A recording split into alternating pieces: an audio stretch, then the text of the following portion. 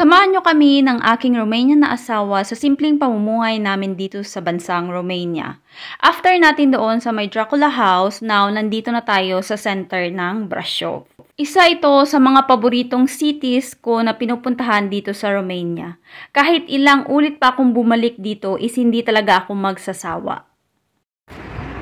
Ngayon is nandito kami sa may center ng Brașov.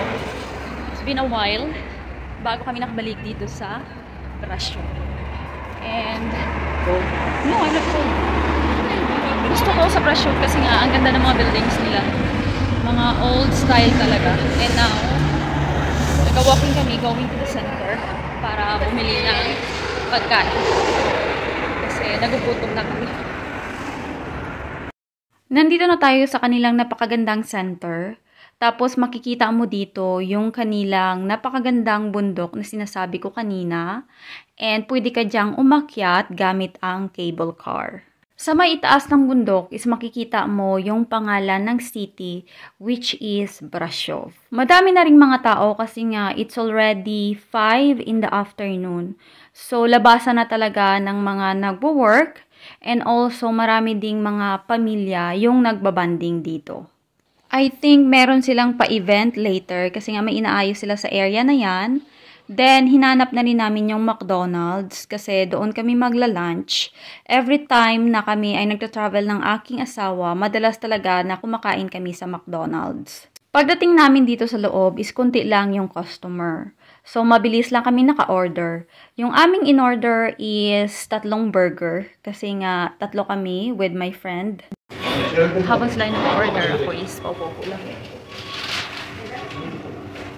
And dito kami kakain. Tug na ang mga people. Yes, kumain kami sa McDonald's. Kasi yun yung gusto ng aming bossing. So, hindi na kami foamy. Busog na kami. And now, we are leaving.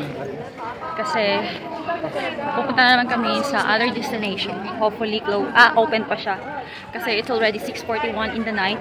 Pero kita nyo naman, maliwanag pa siya. Dito pala kami dumaan sa may likod ng Biserica Negra bago kami pumunta doon sa aming parking area. First time pala ng aking friend na makita ito. And alam nyo ba sa personal, super ganda niya. And this is also one of the tourist destination dito sa Romania. Before pumasok kami dyan, yung binayaran namin is 15 lei. Pero ewan ko lang ngayon kung same pa rin yung price. Then sa loob niyan is meron dyang mga nakalibing. And yung pagkakalibing sa kanila is nakatayo siya.